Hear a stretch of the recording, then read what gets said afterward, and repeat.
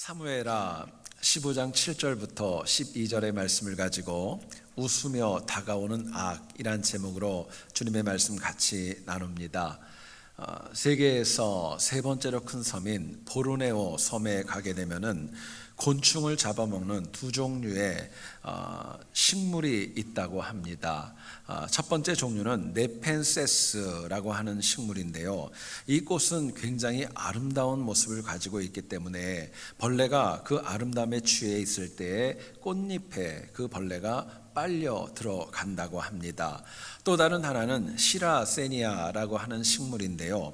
이것은 그 이파리에서 굉장히 달고 또 좋은 냄새를 풍기면서 꿀을 내어가지고 벌레를 유인한다고 합니다. 수많은 벌레가 그 단꿀에 취해 있을 때에 자기도 모르게 죽음의 길로 갈 수밖에 없다는 것이지요. 여러분, 참 안타까웠고 안 좋은 이야기지만 우리 주변을 가만히 보면 우리 주변에도 이처럼 네펜세스와 시라세니아와 같은 그런 주변의 영혼들이 적지 않습니다. 겉으로는 굉장히 신실하고 웃으면서 우리에게 다가오지만 가까운 이웃을 절망과 상처로 넘어뜨리는 경우를 참으로 많이 보고 또 그런 이단들도 우리 주변에 얼마나 많이 있는지 모릅니다. 여러분, 중요한 것은 사람을 미혹하는 영혼 뒤에는 예외 없이 악한 마귀가 존재합니다. 여러분, 결국 마귀는 때로는 좀 바른 말을 하는 것처럼 때로는 나를 생각하는 것처럼 가면을 쓰고 우리에게 다가옵니다. 그러나 사람이 웃으면서 다가오는 마귀에 미혹되면 이 땅은 물론이고 영생에 이르는 은혜까지도 우리가 잃어버릴 수 있는 그런 아픔이 적지 않습니다. 오늘 본문을 보면 압살롬이 그 술에서 돌아온 지 4년의 시간이 지났습니다. 그리고 4년 만에 아버지 다윗을 반하여서 반역을 일으킵니다. 당시 압살롬은 처음부터 공격적이지 않았습니다. 아주 부드러웠고 또 젠틀했고 그럴듯하게 아버지가 왕이 되었던 헤브론에서 내가 서원을 좀 하려고 합니다. 이 이야기를 하면서 다윗의 마음을 안심하게 이끕니다. 그리고 자신이 준비했던 정탐꾼들을 이스라엘 12지파에 파송을 하게 되지요. 그리고 나팔이 불면 새로운 왕이 등극했다는 사실을 알리라 명령하게 됩니다. 이처럼 이 오늘 본문의 내용을 보면 반역의 과정이 굉장히 물 흐르듯이 얼마나 순조롭게 되어지는지 모릅니다. 결국 압살롬은 그럴듯하게 어쩌면 웃으면서 부드럽게 아버지 다윗의 왕권을 찬탈하고 말았던 것입니다. 여러분, 악한 마귀의 목적이 있습니다. 하나님과 주님의 백성의 사이를 갈라놓는 것입니다. 우리를 속이는 것입니다. 넘어뜨리는 거예요. 그래서 다양한 방법으로 우리를 유혹하고 공격해 들어오지만 어쩌면 우리가 가장 많이 잃어버리는 것 중에 하나는 부드럽게 공격해 오는 거예요. 웃으면서 다가오는 것이고 내 마음에 맞는 이야기를 들려주면서 나에게 미혹으로 다가오는 것입니다. 그렇기 때문에 그럴 경우에는 많은 신앙인들이 정말 마음을 놓게 되고 속수무책으로 넘어갈 때가 얼마나 많이 있는지 모릅니다. 실제로 여러분, 성경을 보면 뱀이 하와를 미혹할 때 썼던 선악과 성경에 어떻게 표현을 합니까? 그렇게 얘기를 합니다. 보암직하고 먹음직하고 지혜를 줄 만큼 탐스럽게 보였다라고 이야기합니다. 이처럼 우리는 악의 전략과 공격 방법을 모르면은 사실은 백전백패할 수밖에 없습니다. 그런데 악한 마귀의 이런 다양한 습성 중 웃으며 다가오는 것은 과거에만 있었던 것이 아니라 오늘 이 시대에도 여전히 유효한 가운데 있습니다. 여러분, 오늘 본문을 통해서 우리가 웃으며 다가오는 악의 공격이 과연 무엇이고 이것을 우리가 어떻게 이겨야 될까, 본문이 주는 메시지를 같이 한번 나누어 보기를 원합니다. 첫 번째로 생각할 것은요, 악은 가장 가까운 사람, 친한 사람을 통하여 우리에게 공격하며 다가온다는 사실입니다. 본문 12절을 보면 압살롬은 다윗의 모사였던 길롯 사람 아히도벨을 자신의 편으로 영입하게 됩니다. 여러분, 아히도벨은 다윗의 많은 신하 가운데 특별히 신임을 얻었던 모사였습니다. 굉장히 지혜가 많았던 것 같아요. 사적으로 보게 되면은 다윗에 의해서 그 다윗의 욕정으로 인하여 넘어졌던 밧세바, 여러분 기억하시죠? 그 영혼의 할아버지가 이 아히도벨이었었습니다. 당시 다윗은 누구보다 이 아히도벨이 압살롬의 편에 서 있다는 것을 듣고 두려웠기 때문에 나중에는 살기 위해서 모든 것을 내려놓고 예루살렘을 속히 떠나는 그 모습까지도 보여줍니다. 마침내 시간이 가면 갈수록 아히도벨은 물론이고 압살롬을 지지하는 많은 영혼들이 늘어만 갔습니다. 당시 압살롬은요, 다윗이 처음으로 왕으로 등극했던 헤브론 땅, 그 땅에 올라가서 정통성을 가지고 자신도 왕이 되기를 원했던 것입니다. 여러분 한번 생각해 보세요. 당시 이 헤브론에서 압살롬을 추종했던 사람 가운데 과거에 다윗을 추종하고 다윗과 함께 동역했던 영혼이 얼마나 많이 있었겠습니까? 이처럼 압살롬은 새로운 세력들, 외국에서 어떤 용병을 데리고 들어온 것이 아니라 다윗에 가까이 있었던 그 측근들을 회유하였고 그들을 자기 편으로 만들면서 다윗의 왕권을 노리고 찬탈했던 것입니다. 여러분 가만히 한번 생각해 보세요. 악한 영이 나를 미혹할 때에 내가 모르는 사람, 나와 전혀 무관한 사건을 통하여 나를 시험하고 나를 미혹하고 공격해 들어오지 않습니다. 특히 현대인들은 나하고 전혀 무관한 사람, 나하고 전혀 무관한 사건을 통하여서 시험을 들고 상처받을 만큼 그렇게 한가한 영혼들 많지 않습니다. 오히려 내가 시험이 들고 내가 넘어지고 내가 미혹되는 원인을 가만히 보면 나하고 가장 가까운 영혼들이 나에게 시험을 줄 때가 많이 있어요. 나를 도왔던 영혼들, 내가 믿고 의지했던 영혼들이 나를 교묘하게 미혹하며 나에게 상처를 줄 경우가 얼마나 많이 있는지 모릅니다. 여러분 실제로 생각해 보세요. 어떤 경우를 보면 나를 전도했던 영혼, 나에게 복음을 가르쳐줬던 영혼이 미혹되어서 나를 넘어뜨릴 경우도 있습니다. 뿐만 아니라 목회자와 중직자들, 정말 믿었던 교회의 리더들의 타락이 나를 정말 힘들고 어렵게 만들 수도 있는 것입니다. 실제로 이럴 경우에 엄청난 낙담과 상처로 인하여서 정말 맥이 풀릴 정도로 우리가 힘들고 어려운 시간을 보내기도 합니다. 결국 우리는 이처럼 항상 웃으면서 부드럽게 그럴듯하게 다가오는 악의 교묘함을 바로 아는 지혜가 저희들이 있어야 이것을 이길 수 있는 것입니다. 자, 그렇다면 우리가 이처럼 악이 가깝고 친한 사람들을 통해 공격하기 때문에 우리가 과연 어떻게 이것을 이길까? 본문은 저희들에게 이렇게 말씀합니다. 우리가 영적으로 둔감하지 말아야 됩니다. 영적으로 잠들면은 가까이 나에게 있는 영혼들을 통해서 쉽게 상처를 받는 거예요. 여러분 본문을 보면 압살롬은 다윗을 향한 반역을 위해서 무려 4년 동안이나 철저하게 준비해 나아가는 과정을 보여줍니다. 심지어는 왕처럼 자신을 호위하는 부대 50명을 앞에 세울 정도로 공공연하게 자신이 왕노릇하려는 모습을 보여주었습니다. 그럼에도 불구하고 참 안타까운 것은요, 다윗이 영적으로 참 둔감해서 압살롬의 반역에 관하여 전혀 알아채지를 못했던 것입니다. 어쩌면 압살롬은 이것을 호기로 삼았을지도 몰라요. 아버지가 말을 안 하는구나, 내가 이러는 걸 모르는구나, 그 마음을 가지고 결국 반역에 성공까지 하게 되었습니다. 여러분, 신앙인의 가장 치명적인 약점이 있습니다. 누구를 막론하고 영적인 둔감함에 빠지게 되면은요, 멀건 가깝건 어떤 문제건 간에 넘어질 수밖에 없는 것입니다. 여러분, 영적으로 둔감하면은요, 사실 파악이 안 됩니다. 판단 능력 잃어버립니다. 심지어 나를 공격하는 대상이 저 사람이 나를 위하는 사람인지 나를 위해하는 사람인지 선인지 악인지 구분도 못할 경우가 적지 않은 것입니다. 그런데 그럼에도 불구하고 많은 신앙인들이 자신은 너무나도 잘 믿고 있다, 나는 신실하다 착각하며 살아갈 때가 참으로 많이 있죠. 여러분, 당연히 영적인 둔감으로 인한 상처와 피해는요, 내가 받는 것입니다. 시간이 지날수록 더 커질 수밖에 없는 것입니다. 그렇기 때문에 신앙인은 항상 영적으로 예민하여져야 되고 깨어서 주변에 일어나는 모든 일들을 바르게 분별하고 하나님의 시각으로 바라보는 지혜가 저희들에게 필요한 것입니다. 여러분, 멀리 있는 사람들도 중요합니다. 그런데 사실은 내 가까이 있는 영혼들과 믿음 가운데 아름다운 관계를 맺어가는 지혜가 있을 때에 그때에 비로소 정말 내가 미혹되지 않고 넘어지지 않을 수 있는 것입니다. 창세기를 보면 노아가 홍수가 끝난 다음에 포도 농사를 짓게 되지요. 엄청난 풍작이었습니다.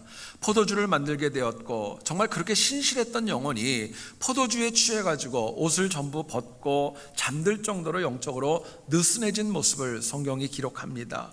아시는 대로 둘째 아들이었던 함이 노아의 추태를 바라보고 형제였던 셈과 야베덱에 가서 아버지의 추악한 모습을 그대로 다 이야기를 공개합니다. 그러자 이 두 아들은 함과는 다르게 뒷걸음질을 쳐서 이불을 가지고 와서 아버지의 하체를 덮어주며 아버지의 허물을 덮어주게 되지요. 얼마 지나지 않아서 함이 자신의 추한 모습을 그 두 아들에게 전했다는 사실을 들었던 노아, 엄청나게 경노합니다. 그리고 창세기 9장 25절에서 이렇게 함을 저주합니다. 가나안은 저주를 받아 그의 형제의 종들의 종이 되기를 원하노라. 어쩌면 정말 입에 담지 못할 그런 저주를 퍼붓고 말았던 것입니다. 여러분 생각해 보세요. 노아와 함의 관계가 어떻습니까? 부자관계였습니다. 그리고 그 엄청난 방주를 지을 때와 그 40일 동안 내리붙는 홍수의 그 어려움을 다 같이 함께 이겼는데 두 영혼이 영적으로 둔감해지니까 가장 가까운 사람에게 상처를 주고 말았던 거예요. 여러분, 아들을 저주했던 노아 마음이 편했겠습니까? 뿐만 아니라 아버지의 치부를 알리고 저주를 들었던 함의 그 마음 얼마나 아프고 얼마나 기가 막혔겠어요. 둘 다 넘어지고 말았던 것입니다. 안타깝게도 당시에 노아와 함의 공통점이 있었다면 그들은 영적으로 예민하지 않았고 너무나도 둔감했고 또 잠들어 있었다는 데 있었습니다. 만약에 노아가 영적으로 둔감하지 않았다면요, 포도주 먹고 그렇게 옷 벗고 잠자는 거 없었을 거예요. 함이 만약에 영적으로 예민하고 둔감하지 않았다면 아버지의 허물을 보고 어디 가서 얘기하지 않고 본인이 덮어주는 모습이 될 수밖에 없는 것입니다. 여러분, 제 얘기를 잘 들어보세요. 영적으로 둔감하면은요, 내가 가까운 사람에게 내가 큰 상처를 받을 때가 많아요. 뿐만 아니라 나의 영적인 둔감함이 내 주변에 부메랑이 돼가지고 내 가까운 사람을 아프게 할 뿐만이 아니라 심지어는 나에게 돌아와서 나를 아프게 하는 경우도 적지 않은 것입니다. 그렇기 때문에 신앙인은 언제나 깨어서 정말 안심하며 다가오는 것처럼 가면을 쓰고 다가오는 악을 이기는 결단과 믿음이 필요한 것입니다. 여러분, 실제로요, 우리를 속이며 다가오는 악한 마귀 문제 있죠. 그런데 어쩌면 더 큰 문제는 잠들어 있는 저희에게 있는 것이 아닌가 저는 여겨집니다. 여러분, 영적으로 둔감해져 보세요. 죄에 대해서도 둔감해집니다. 영적으로 둔감해지면은요, 지적으로도 둔감해지고 더 나아가서는 의지적으로도 하나님의 말씀을 알지만 실천하는 것 너무나도 둔감해질 수밖에 없는 것입니다. 나중에는 영적으로 잠들면은 남도 안 보입니다. 하나님도 안 보입니다. 내가 내 위주로 살아가려고 할 때가 얼마나 많이 있는지 모릅니다. 감리교회 창시자인 잔 웨슬리는 많은 설교를 남겼습니다.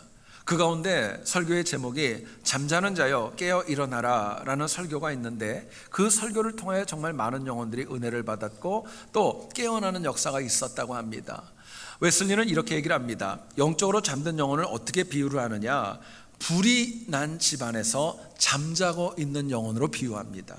여러분 생각해 보세요. 사람이 잠자는 중에 불이 났습니다. 그런데 생명을 위협하는 재앙임에도 불구하고 잠든 영혼은요, 이게 위험한지 이게 안 좋은 건지 무서운 건지 전혀 깨닫지를 못하는 거예요. 그러면서 웨슬레가 얘기를 합니다. 그 위기의 가운데서 꿈까지 꾸는 거예요. 나는 문제 없어. 나는 모든 것을 다 잘하고 있어. 그렇게 생각하는 겁니다. 게다가 영적으로 잠든 자신을 나는 자유롭고 나는 구원받을 만한 도덕적으로도 선하다고 스스로 자부하며 기뻐한다는 거예요. 영적으로 둔감한 영혼, 잠든 영혼의 특징입니다. 근데 웨슬레는요, 이를 향하여 이렇게 책망합니다. 영적으로 잠든 자가 믿는 것은 진짜가 아니라 거짓일 수 있다. 책망합니다.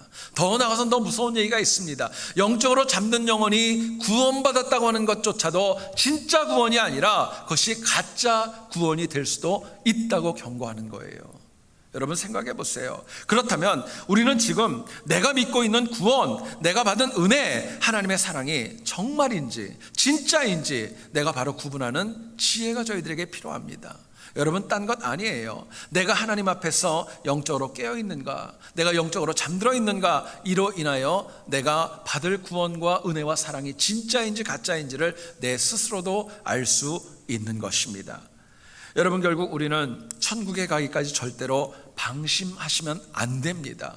마음을 놓으시면 안 돼요. 우리가 영적으로 하나님 나라에 들어가고 하나님 앞에 섰을 때 비로소, 하나님을 찬양하는 그 자리에 있을 때 비로소 우리가 마음 놓을 수 있는 것이 우리의 연약한 존재입니다. 여러분, 그렇기 때문에 우리의 신앙생활 가운데 때로는 가까운 사람들, 또 어쩌면 가족이 될 수도 있고, 그 영혼들을 인하여서 넘어지지 말고 악을 이기는 승리가 우리 모두에게 있기를 주의 이름으로 축원드립니다. 두 번째로 이 악의 특징을 보면은요, 항상 빠른 속도로 우리를 공격해 온다는 거예요. 여러분, 악의 공격은요 빠릅니다. 전광석화와 같이 다가온다는 것이죠. 압살롬은 다윗에게 자신의 허물과 과거를 회개하는 듯 이야기하면서 헤브론에 가서 내가 서원을 갚겠다 이야기를 합니다. 다윗은 그 이야기를 듣고 아무런 반감이 없이 그렇게 하라고 허락을 해주지 않습니까? 그런데 막상 헤브론에 도착했었던 압살롬은 완전히 다른 사람이 되어져서 이미 준비했던 12지파를 향한 정탐꾼들을 파송하기 시작합니다. 나팔 소리가 나거든 압살롬이 왕이 되었다라고 소리치라는 거예요. 여러분, 그렇게 압살롬은요 200명이나 되는 많은 사람들을 데리고 헤브론으로 내려갔고, 또 길롯 사람 다윗의 가장 핵심 중에 하나였던 아히도벨을 자신의 사람으로 영입하게 됩니다. 문제는 그 과정을 보니까요 너무너무 빨랐어요. 주저함이 없었어요. 그냥 너무너무 빨리 진행될 정도로 전광석화처럼 빨랐던 것입니다. 얼마나 빨랐던지요, 다윗이 이 모든 과정을 전혀 눈치채지 못할 정도였습니다. 생각해 보세요. 여러분, 아무리 다윗이 정말 아들이라 할지라도 자신을 죽이고 자신을 향한 반역 세력이 있음에도 불구하고 어떻게 가만히 있을 수 있었겠어요? 그런데 속수무책으로 당하는 그 과정을 보면 여러분, 압살롬의 준비는 빨랐습니다. 그 웃으며 다가오는 공격은 너무너무 빨랐지만 다윗은 그 모든 과정에 너무나도 안일했고, 나중에는 울면서 그 예루살렘 성을 버리고 피난길로 나아가는 운명이 되어졌던 것입니다. 여러분, 이처럼 빠르고 정확해 보이고 전세가 완전히 압살롬에게 기울었기 때문에 성경은 얘기를 합니다. 압살롬에게 돌아오는 영혼들이 계속적으로 늘어났다라고 말씀합니다. 여러분, 오늘날 너무나도 많은 분들이 하나님의 일을 할 때 변명이 참 많습니다. 핑계도 많습니다. 그래서 지금 내가 해야 될 일을 뒤로 연기하고 미루는 경우가 참 많이 있어요. 많은 분들이 그렇게 얘기를 합니다. 목사님, 아직은 아닙니다. 지금은 일할 때가 아니라고 여겨집니다. 어떤 분은 그런 얘기도 합니다. 목사님, 저희 가정이 조금 더 안정되면 할게요. 어떤 분은 이야기합니다. 건강이 좋아지면 하겠습니다. 이 일만 잘 마치면 제가 충성하겠습니다. 이야기하는 이야기를 참 많이 들어요. 여러분, 그런데 오늘날 아시는지요? 교회에서 어떤 의견을 결정하기까지는 참 그 시간이 참 많이 딜레이가 됩니다. 저희가 매일 모이는 것이 아니라 일주일에 한번 모일 때도 있고, 행사가 있으면 또 미뤄지고, 한두 주 미뤄지는 거, 한 달 미뤄지는 것은요 너무나도 빨리 또 보편적으로 보는 현상이에요. 근데 잊지 말아야 될 것이 있습니다. 우리는 이렇게 느린데 악한 마귀는 우리를 넘어뜨리기 위해서 얼마나 빨리 움직이는지 모릅니다. 베드로는 얘기합니다. 악한 마귀가 우는 사자가 되어서 삼킬 자를 찾는다고 얘기를 합니다. 상상해 보세요. 여러분, 우는 사자가 어슬렁거리면서 사냥감 찾겠어요? 아니면 정말 눈이 밝으면서 정말 예민하고 날렵하게 사냥감을 찾겠습니까? 너무나도 자명하지 않겠어요? 역사적으로 기록을 보게 되면은 세계 역사 가운데 영국 다음으로 가장 큰 땅덩어리를 차지했던 나라는 몽고라고 합니다. 여러분, 몽고가 인구도 많지 않았지만 세계를 지배했었던 가장 큰 이유 중에 하나는요, 그들이 가지고 있는 기동성, 스피드, 속도에 있었다고 합니다. 징기스칸이 정말 유럽 대륙과 중앙아시아를 침범하면서 유럽을 향해 전진해 나갈 때 기록을 보면 그렇게 나옵니다. 유럽의 당시에 군인들이 입었던 갑옷의 무게가 얼마가 되었느냐? 무려 70kg나 됐대요. 우리 교회는 뭐 잘 이게 인식이 안 돼서 잘 모르시겠어요. 70kg면 여러분 어지간한 성인 남성이 몸에 턱 붙어 있는 거나 똑같은 거예요. 그런데 놀랍게도 몽골의 그 갑옷의 무게는 불과 7kg밖에 되지 않았답니다. 얼마나 날려 팼겠습니까? 비교가 되지 않았다는 것입니다. 그런데 여러분 또 재밌는 것은요, 유럽의 군대와 몽골의 군대는요, 그 무기나 많은 것들의 비교도 역시 불가능할 정도로 몽골이 강했다고 합니다. 또 몽고군의 주식이 있었대요. 보르추라고 하는 음식인데 이것은 뭐냐면요, 말을 잡아서 말을 말려서 말에 이것을 드라이된 소위 육포 같은 것을 가지고 다니면서 말 위에서 식사를 다 해결했다고 합니다. 당시 사람들의 상식으로는 몽골 백성들, 몽골 군인이 저쪽에 있으면 우리한테 오는데 한 일주일이 걸릴 거야 생각을 하면요, 이틀 만에 쳐들어온답니다. 그만큼 빠르고 기동력이 있었다는 거예요. 여러분, 몽골은 철저한 유목민이었기 때문에 이 모든 것이 가능했고 스피드가 있었습니다. 그런데 우리 한국의 경우는 여러분 어떨까요? 우리 한국 사람들은요, 정착민입니다. 정착민이기 때문에 그 삶의 모습과 문화가 얼마나 다른지 몰라요. 예를 들어 봅시다. 여러분, 우리 한국 분들은요, 어디 야외를 나가서 고기 한번 구워 먹을 때 준비 사항이 얼마나 많이 있습니까? 브루스타도 가지고 가야 돼요. 고기도 가져가야 돼요. 호일도 준비해야 돼요. 밥도 해가야 돼요. 김치도 해가지고 가야 돼요. 그리고 또 뭐 돗자리도 해야 돼요. 이건 가다 보면은요, 바리바리 싸다 보면은요, 얼마나 많이 힘들지 몰라요. 밥 한 끼 먹는데 쉽지 않은 거예요. 그런데 놀랍게도요, 여러분 잊지 마세요.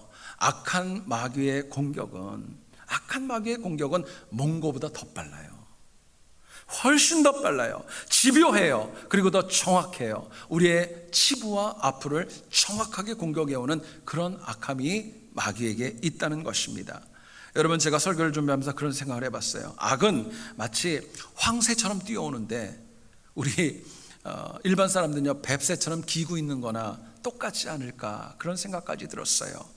자, 그렇다면은요, 여러분, 악이 이처럼 빨리 공격해 오기 때문에 우리가 이것을 어떻게 대비하고 어떻게 이길까? 본문은 저희들에게 이렇게 말씀합니다. 우리가 허송세월하지 말고 하나님이 주신 일에 빨리빨리 하는 일에 헌신하는 지혜가 필요하다는 것입니다.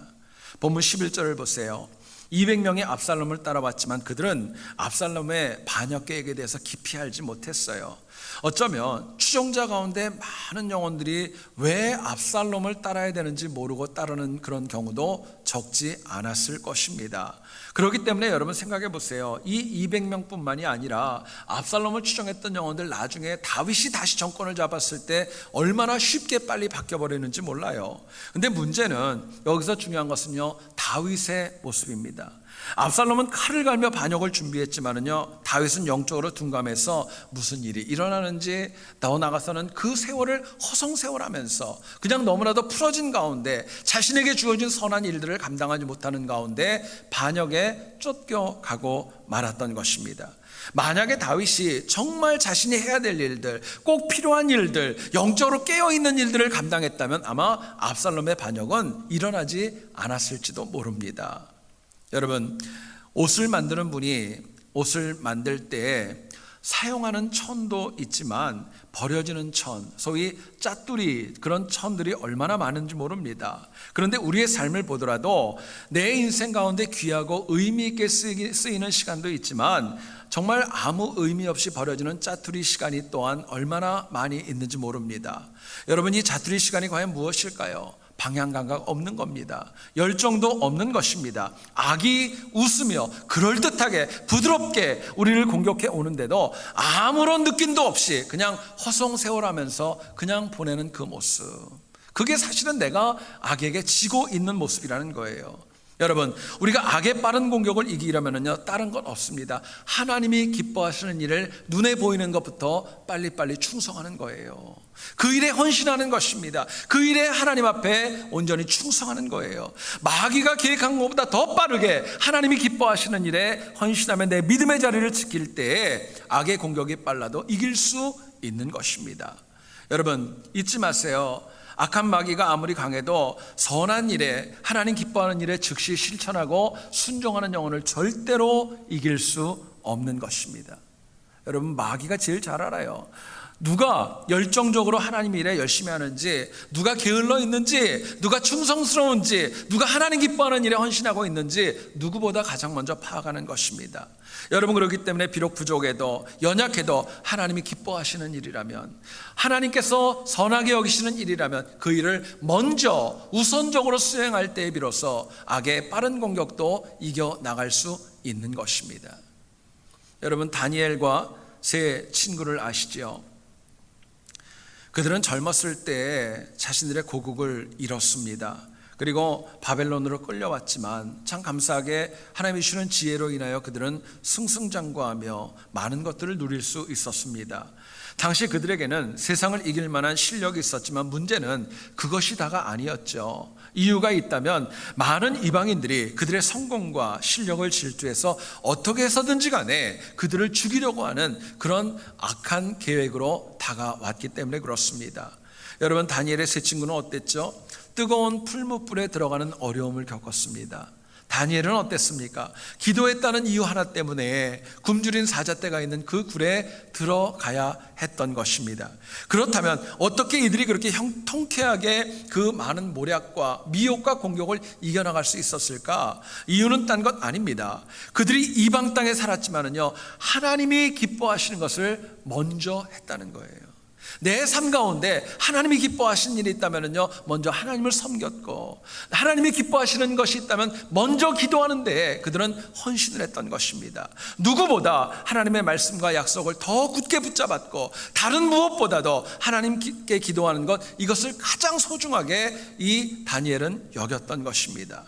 여러분, 이처럼 하나님이 기뻐하는 일에 열정을 가지고 거기에 최우선을 가지고 거기에 헌신했을 때 악이 그들을 건드리려고 했지만 이길 수 없었던 것입니다. 여러분, 잊지 마세요. 다니엘과 그 세 친구를 악으로부터 지키신 하나님이 바로 우리의 하나님이십니다. 똑같은 하나님이세요. 그렇기 때문에 우리도 악의 공격이 극심하고 나를 향하여 빠르게 공격해 올수록 더 하나님 기뻐하신 일을 먼저 하셔야 돼요. 그 일에 헌신하셔야 돼요. 지금 내 마음에 떠오르는 것, 지금 내 마음에 감동을 주시는 것, 그거 외면하지 마시고 그 일에 헌신하는 결단이 필요합니다. 여러분, 가만히 한번 보세요. 우리가 하나님께서 나에게 주신 일에 헌신하고 그 일에 최선을 다하면요, 다른 데 신경 쓸 겨를 없어요. 저에게 어떤 분이 그러더라고요. 비즈니스가 잘 되는 가게의 특징이 있답니다. 남의 가게 신경 안 쓴대요. 왜? 내 거 하기도 바쁘니까. 근데 남의 가게에 신경 쓰는 분들은요, 자기 비즈니스 안 되는 거예요. 영적으로도 마찬가지예요. 내게 주어진 일을 먼저 하다 보면은요, 누구하고 다툴 이유도 없고, 누구하고 분쟁할 이유도 없고, 다른 생각할 겨를이 없고, 그 열정을 가지고 마귀의 공격 이겨나갈 수 있는 것입니다. 여러분, 하나님께서 여러분 각자에게 어떤 일에 열정을 가지고 있으라 명령하셨습니까? 지금 뭐가 마음에 떠오르세요? 어떤 거를 하라고 하나님이 지금 내 마음에 감동을 주십니까? 우리가 어떤 경우에도 하나님이 기뻐하시는 일, 하나님이 원하시는 일, 그것을 먼저 실천함으로 인하여서 악의 공격이 빠르다 할지라도 이것을 능히 이기는 우리 모두 될 수 있기를 다시 한번 주님의 이름으로 축원드립니다.